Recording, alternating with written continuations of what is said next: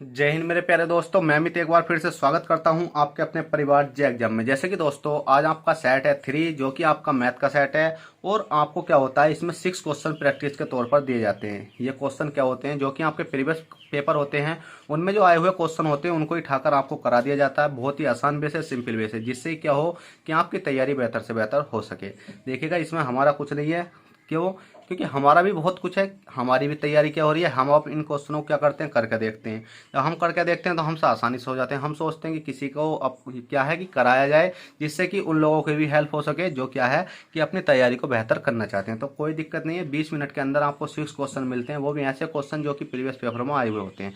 आप मेरे previous video उठाकर देखना, उसमें ऐसा एक भी क्वेश्चन नहीं है जो कि बहुत ही ईजी हो। मतलब ईजी तो सब होते हैं पर ऐसा कोई सा क्वेश्चन नहीं है जो बिल्कुल ही आपको सिंपल देखने को मिले। तो चलिएगा इसी प्रकार से सेट 3 है, सेट 3 का क्वेश्चन नंबर 3 है। बस आपसे वीडियो स्टार्ट करने से पहले छोटी सी रिक्वेस्ट, वीडियो पसंद आए तो लाइक कर देना और चैनल को अभी सब्सक्राइब कर दो, जिससे कि आपको आने वाला नोटिफिकेशन तुरंत मिल जाए। तो चलिएगा वीडियो स्टार्ट करते हैं। जैसे कि आपको क्वेश्चन आज काय का टाइम एंड वर्क का है। बहुत ही सिंपल सवाल है। देखने में तो आपको थोड़ा सा अच्छा सा लगेगा, डरावना सा लगेगा, पर बहुत ही सिंपल है क्योंकि इस क्वेश्चन को क्या है कि छोड़ जाते हैं। ठीक है, जैसे आपने दे रखा होगा ए एक कार्य को करने में ए और बी द्वारा लिए गए समय से 8 से 1/3 दिन अधिक लेता है और बी द्वारा लिए गए समय से 5 से 1/3 दिन अधिक लेता है, तो ए और बी मिलकर इस कार्य को कितने समय में समाप्त करेंगे। अब आप सोच रहे होंगे कि सिंपल है ये, तो क्यों? क्योंकि एक कार्य को करने में ए और बी द्वारा लिए गए समय से 8/3 दिन अधिक लेता है और बी द्वारा लिए गए समय से 5 से 1/3 दिन अधिक लेता है। तो आप क्या करोगे, सिंपली ए का मान रखोगे 8 सही 1/3, इसकी 8 से 24 रख 25 कर दोगे, 5 से 15 रख 16 कर दोगे। ए और बी का रख के आप सिंपली टोटल वर्क निकाल के आंसर दे दोगे। पर यह क्वेश्चन ऐसा नहीं है। क्यों? क्योंकि बहुत ही आसान वे से करवाने वाला हूँ। क्वेश्चन ने सीधा सीधा कहा है कि एक कार्य को करने में ए और बी द्वारा लिए गए समय से 8 से 3 दिन अधिक लेता है और बी द्वारा लिए गए समय से 5 से 1/3 दिन अधिक लेता है, तो ए और बी मिलकर इस कार्य को कितने दिन में समाप्त करेंगे। अभी हमें मालूम नहीं है कि ए प्लस बी कितने दिन में समाप्त करेंगे। तो हमने क्या काम करा, हमने माना कि ए है ए प्लस के बी बराबर हमने करवा दिया एक्स दिन में, मतलब एक्स दिन में समाप्त कर देंगे, हमने ये माना।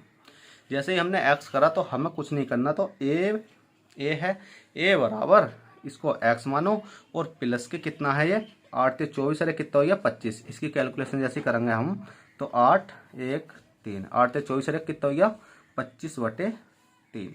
तो हमने क्या काम करा, 25 है 25/3 कर लिया।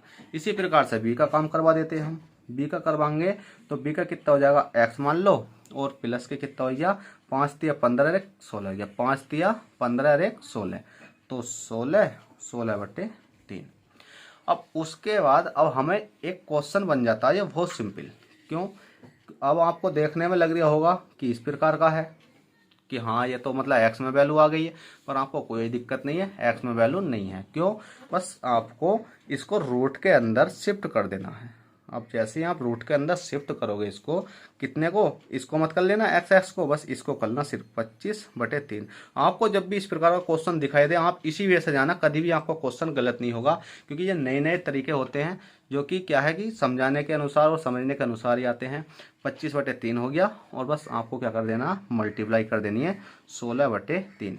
अब आपको क्या करना, रूट से बाहर निकालना। जैसे ही आप इसको रूट से बाहर निकालोगे, जैसे रूट से बाहर निकालोगे तो देखिए 3 है, डबल 3 क्या हो जाते हैं, एक रूट बना देते हैं। तो रूट से बाहर निकालने के लिए डबल 3 है तो एक 3 बचेगा। ठीक है भाई, इसको 25 को रूट से बाहर निकालेंगे, किसका वर्ग होता है 5 का होता है, 5 हो गया। इसी प्रकार 16 किसका वर्ग होता है 4 का हो गया, तो ये क्या हो गया बाहर। अब 5 चौक कितना हो गया आपका 20 हो गया।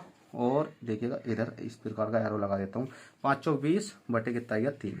अब इसको काट लेना है। जैसे इसको काटोगे 3 छंग कितने होते हैं आपके, 3 छंग 18, कितना बचा 18, 19 बीच बचा तो 2/3, 6 सही 2/3 आपका राइट आंसर हो जाएगा। मतलब ए और बी मिलकर इस कार्य को कितने समय में समाप्त करेंगे, 6 सही 2/3 में समाप्त कर देंगे। बिल्कुल क्या कर देंगे, 6 सही 2/3 में, क्योंकि एक्स का मान कितना आ चुका है 6 सही 2/3 अब आ चुका है। चलेगा, क्वेश्चन नंबर आपका 2 हो चुका है। क्वेश्चन नंबर 3 देखते हैं। क्वेश्चन नंबर 3 क्या कहता है और हमें इसको किस प्रकार से सॉल्व करना, मतलब क्वेश्चन नंबर 1 हो गया है। क्वेश्चन नंबर 2 देखते हैं, क्वेश्चन नंबर 2 हमें किस प्रकार से सॉल्व करना है। देखिएगा क्वेश्चन नंबर 2 है कि एक त्रिभुज की भुजा 1/4 अनुपात 1/6 अनुपात 1/8 के अनुपात में है। ठीक है भाई। अब त्रिभुज की बात करी गई है तो इसकी भुजा 1/4, 1/6, 1/8 के अनुपात में है और उसका परिमाप 91 सेंटीमीटर है। तदनुसार उनकी सबसे लंबी और सबसे छोटी भुजा की लंबाई का अंतर कितना होगा। हमेशा याद रखना, क्या जब भी परिमाप की बात करेगा तो परिमाप मैंने आपको अभी इससे प्रीवियस वीडियो में बताया था। जैसे कि एक त्रिभुज हुआ ये वाला, देखिए छोटा सही है, कोई दिक्कत नहीं, बड़ा ले लेते हैं। मैंने बड़ा इसलिए ले लिया क्योंकि जगह कम पड़ जाएगी, कोई दिक्कत नहीं है, हम बड़ा ले लेते हैं, ठीक है, रफ कर देंगे। परिमाप की बात करेंगे तो परिमाप का मतलब होता है जैसे कि आपकी जो इधर की साइड, इधर की साइड, इधर की साइड, जो 91 सेंटीमीटर है, ये तीनों में बटना चाहिए। तीनों में बटने का मतलब है अगर ये 91 सेंटीमीटर, जैसे कि आपको कितना होना चाहिए कि 91 सेंटीमीटर है, तो हमने माना कि कितना मान लिया, 45 दूनी 90 होता, तो 45 ये मान लिया, 45 ये मान लिया, और कितना एक बच्चा 45 दूनी 90 और एक हमने ये मान लिया। मतलब परिमाप का मतलब होता है तीनों का जो मान दे रखा है वो सिंपल दे रखा है, ठीक है। तो हमें इसका कोई यूज नहीं है, इसको हम कैंसिल कर देते हैं। तो आप क्वेश्चन पढ़ते हैं सिंपली कि एक त्रिभुज की भुजा 1/4 है, कितनी है, 1/4 है, अनुपात 1/6 है, अनुपात 1/8 है। अब इसको सिंपल फॉर्म में बना लो। सिंपल फॉर्म में बनाने के लिए मैंने एक बार आपको समझाया था कि क्या समझाया था कि इसमें इसका एलसीएम ऐसा लो कि एक समान हो, जो कि इसकी मल्टीप्लाई चली जाए, 6 की चली जाए, 8 की चली जाए। ये कहाँ समझाया था मैंने, रेशियो एंड प्रीपोजिशन में समझाया था। उसके अनुसार मैं यहाँ इस क्वेश्चन को सोल्व कर रहा हूँ। मैंने समझाया था कि जब भी इस प्रकार का वो हो तो रेशियो को समान बना लो। तो हमारा कितना आएगा, 24 आ चुका है। 24 ऐसी संख्या है जो कि आपका कितनी 8 से भी कट जाएगी, 6 से भी कट जाएगी, 4 से भी कट जाएगी। तो 4 छंग 24, 6 चौक 24, 8 तिया 24। तो आपका नया रेशियो बन के आया 6:4:3। नया रेशियो बन के आया 3। अब हमने देखा कि एक त्रिभुज की भुजा 1/4, 1/6, 1/8 के अनुपात में है और उनका परिमाप 91 सेंटीमीटर है। तदनुसार उसकी सबसे लंबी और सबसे छोटी भुजा की लंबाई का अंतर क्या होगा। तो सबसे छोटी कौन सी है और सबसे लंबी, सबसे छोटी ये है, सबसे लंबी ये है, मतलब सबसे लंबी ये है, सबसे छोटी ये है। इन दोनों का अंतर पूछा गया। क्या पूछा गया है कि अंतर पूछा गया। तो अंतर कितना होगा, 6 में से 3 घटाए कितना बचा, 3। अब आप सोचोगे कि 3 तो आ गया, पर हमारा 3 इसमें ऑप्शन में नहीं है। पर भाई मैंने अभी ये क्या बताया था, परिमाप बताया था सेरा। तो इन तीनों का जब परिमाप देखेंगे तो हमारा कितना बैठेगा, बताइए, 6 4 10 3 13 बैठेगा। पर क्वेश्चन कह रहे 13 नहीं है, कितना है, 91 है। कितना है, 91 सेंटीमीटर है। कितनी बार गया, 13 7 91, 7 बार गया। तो 13 7 91 गया। तो हमसे पूछा गया इन दोनों के कितना होगा, मतलब सबसे छोटी और सबसे बड़ी भुजाओं की लंबाई का अंतर कितना होगा। इसकी और इसकी भुजाओं का अंतर कितना होगा, 3 आया है, और 3 में मल्टीप्लाई कर देंगे हम 7 की। तो 7 के कितने हो गए आपके, 21 हो गए, 21 हो गए। अब जहाँ आप सोच रहे हो 7 क्या आया, तो 7 आया है। जैसे कि मैं यहाँ करके दिखा दूँ, 13 का मान कितना है, 91 है, और 1 का मान निकालेंगे तो कितना हो जाएगा, 91/13, और 1 का मान आएगा 7। तो 1 का मान निकल कर आएगा आपका 7। तो 1 का मान 7 आ जाता है। जब समझ लो 1 का मान हमारे पास निकल कर आएगा तो हम इसको आसानी से कर सकते हैं। जब भी हम जिसका अंतर पूछो, अगर हमसे पूछता है कि बीच वाले का अंतर, तो हम इसमें मल्टीप्लाई कर देते। हमसे पूछता सबसे बड़े का, तो सबसे बड़े में 7 की मल्टीप्लाई कर देते। हमसे पूछा दोनों के बीच का अंतर, तो हमने इसमें मल्टीप्लाई किया, 7 21, और 21 ये आपका राइट आंसर है, जो कि आपको ऑप्शन नंबर सी में देखने को मिल जाएगा। चलेगा, क्वेश्चन नंबर 2 हो चुका है। क्वेश्चन नंबर 3 देख लेते हैं क्या कहता है और हमें किस प्रकार से इसको भी सोल्व करना है। तो देखिएगा, काफ़ी अच्छा क्वेश्चन है क्वेश्चन नंबर 3। क्या है, काफ़ी अच्छा क्वेश्चन है। कैसा क्वेश्चन है ये, आपका क्वेश्चन है आयु का। किसका क्वेश्चन है, आयु।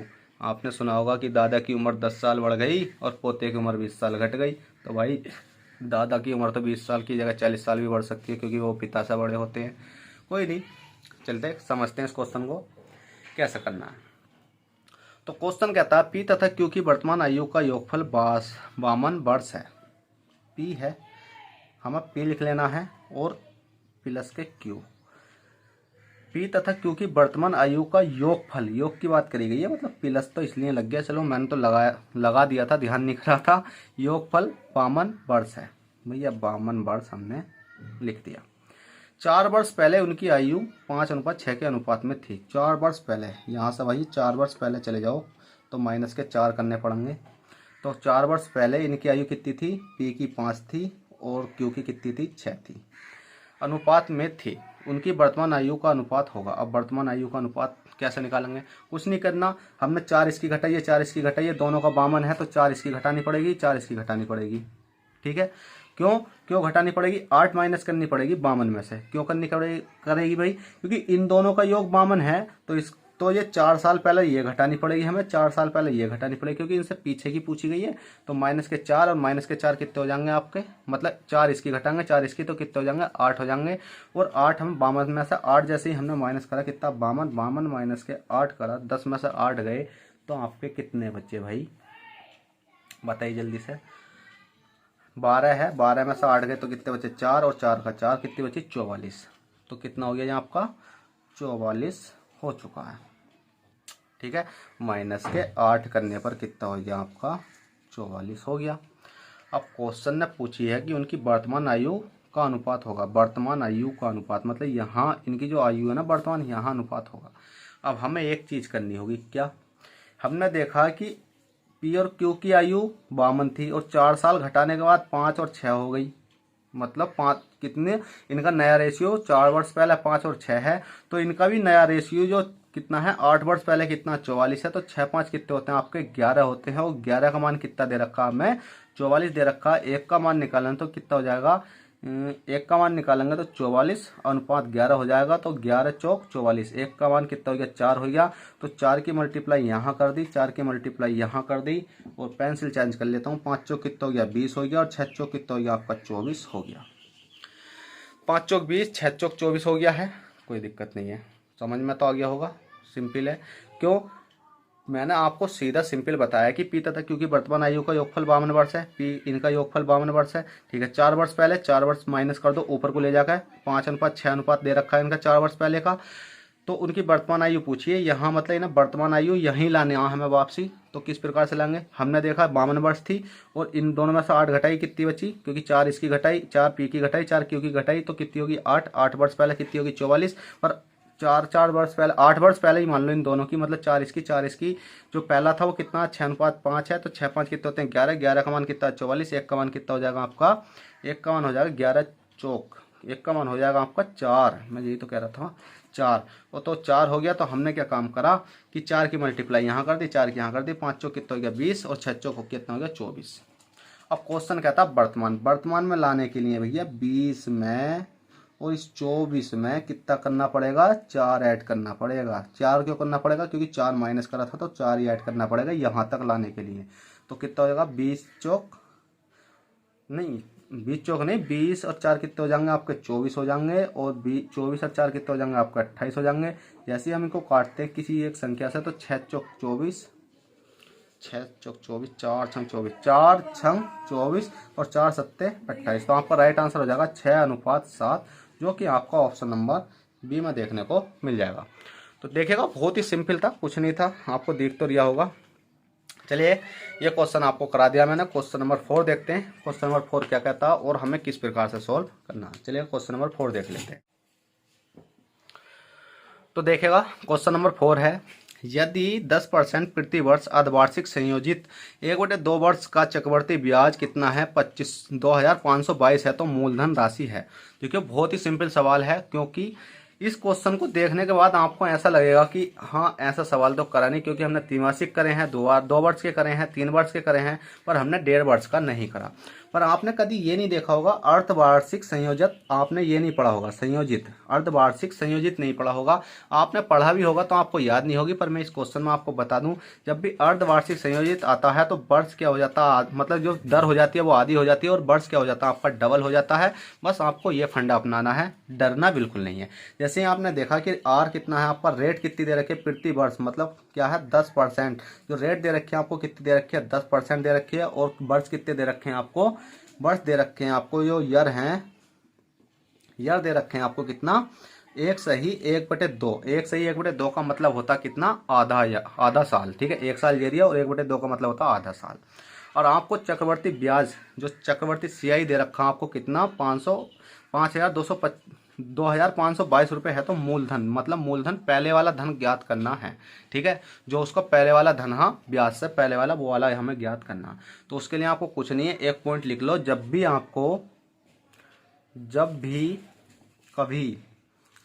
कभी आपको क्वेश्चन में क्या है वार्षिक संयोजित दिया हो तो दर आधी होती है और टाइम, मतलब टाइम नहीं, वर्ष दुगना होता है। अब देखिएगा कुछ नहीं है, इसको आधी करेंगे हम सॉरी फ्रेंड, थोड़ा फंदे लग गया। जैसे रेट दे रखा 10, तो इसको आधी करेंगे हम, तो आधी करेंगे तो कितना हो जाएगा आपका ये। देखिए मैं थोड़ा सा नीचे लिख देता हूँ, आर है, आर बराबर कितना 10, 10 का इसको जैसे ही हमने आधा करा तो कितना हो गया 10/2 करेंगे तो 2 पंजे कितना होगा 5%। और 5% की फ्रैक्शन वैल्यू कितनी होती है आपकी, कितनी होती है 5% की फ्रैक्शन वैल्यू 1/20, 1/20। ठीक है, इसी प्रकार से यर है आपका, यार कितना, एक सही 1/2 है, कितना है ये 1.5 है, तो 1.5 का कितना हो जाएगा आपका 3 हो जाएगा। अब हम इस वाली फ्रैक्शन को 3 बार लिख देंगे, कोई दिक्कत नहीं है। 20 है, 20 से कितनी हो जाएगी आपकी, एक बढ़ाकर 21 हो जाएगी। और 20 है, 20 से कितनी हो जाएगी 21 हो जाएगी, 20 से कितनी हो जाएगी आपकी 21 हो जाएगी। अब आप सोच रहे होंगे कि एक बढ़ाकर क्यों लिखा, क्योंकि इसमें कहा गया है कि मूलधन राशि है, तो मूलधन राशि कितनी है ये, मतलब चक्रवर्ती ब्याज तो है, तो चक्रवर्ती ब्याज मतलब बढ़ा हुआ ही तो ब्याज है, तो बढ़ा हुआ ब्याज कौन सा, ये वाला है। और मूलधन राशि मतलब पहली वाली राशि हमें ज्ञात करनी है, तो कोई दिक्कत नहीं है। अब आपको मालूम होना चाहिए कि 21 का क्यूब कितना होता है, बताइए जल्दी से। जो 21 का क्यूब होता है वो कितना होता है आपका, 21 का क्यूब होता है 92 61, 21 का क्यूब होता है 92 61, और आपका 20 का क्यूब होता है आपका 8000। ठीक है, 8000 इकाई दही सैकड़ा हजार, 20 का क्यूब कितना होता है आपका 8000। बस कुछ नहीं है। अब आपको मालूम होना चाहिए क्या कि मूलधन राशि कितनी है, मतलब जो चक्रवर्ती ब्याज है वो इतना है, पर हम अपने अनुसार देख लेते हैं कि हमारे अनुसार कितना निकला। क्यों, क्योंकि उनने क्या काम करा था, 8000 रुपये थे, मतलब किसी को 8000 रुपये दिए, ठीक है, तो उसके बदले में कितना ब्याज ले रहा, वो कितना ब्याज ले रहा है, वो ले रहा है हमसे 1261 रुपये का। भैया इसको 1261 रुपये फालतू देने पड़ रहे हैं। क्यों देने पड़ रहे हैं, क्योंकि भैया किसी मजबूरी में देने पड़ रहे होंगे। क्यों, क्योंकि उसने दूसरे ने उसका टाइम पे क्या करा है, काम निकाला होगा, तो इसलिए तो फालतू दे रहा। तो 2161 का मान हमें सिंपली कितना दे रखा है, हमें दे रखा है 2522। कितना ज़्यादा दे रखा है, इसका डबल दे रखा है। ठीक है, तो 2 दे रखा।